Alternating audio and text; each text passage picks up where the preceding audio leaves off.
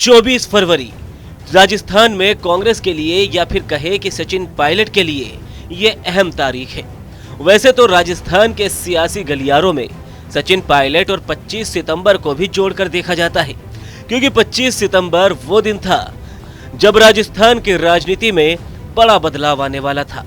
कांग्रेस के एक खेमे में खुशी थी तो वहीं दूसरे खेमे में नाराजगी। जो लोग सचिन पायलट को प्रदेश के मुख्यमंत्री के तौर पर देखना चाहते थे, उनके लिए यह बड़ा दिन था। लेकिन पायलट खेमे की सुबह की खुशी शाम आते आते गम में बदल गई। 25 सितंबर की घटना के बाद आलाकमान की तरफ से रायपुर में होने वाले पार्टी के अधिवेशन के दौरान इस पर फैसला लेने की बात सामने आई थी, जिसके बाद 24 फरवरी यानी कि रायपुर अधिवेशन भी पायलट समर्थकों के लिए बड़ा दिन था। कैसे, चलिए बताते हैं। यूं तो सचिन पायलट के मुख्यमंत्री बनने के कई मौके आए, लेकिन हर बार उनके सीएम बनने के रास्ते में कोई न कोई अड़चन आ गई और वो सीएम नहीं बन पाए। बीते साल एक नई तारीख 24 फरवरी को भी ऐसा ही हुआ, जब कांग्रेस से जुड़े सूत्रों का दावा था कि आगामी 24 फरवरी यानी कि कांग्रेस के रायपुर अधिवेशन के बाद कई चीजों में कांग्रेस बदलाव करने जा रही है। इनमें सबसे प्रमुख था राजस्थान का नेतृत्व।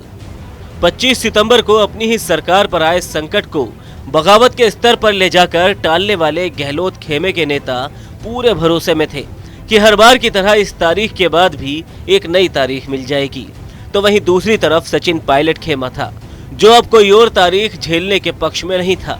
इस खेमे के नेताओं का मानना था कि पार्टी की फील्ड में स्थिति दीवार पर लिखी इबारत की तरह साफ है, फिर भी पार्टी आलाकमान तारीख पे तारीख दे तो अब सब्र करना ठीक नहीं होगा।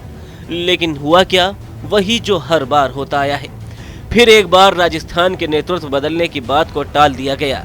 इसके पीछे की वजह है कांग्रेस आलाकमान का संभल कर चलना, क्योंकि ना तो आलाकमान सचिन पायलट जैसे जनता में प्रभावी नेता को खोना चाहता था और ना ही जोड़ तोड़ और जुगाड़ में माहिर अशोक गहलोत को नाराज कर भविष्य की तस्वीर वो तय कर पा रहा था।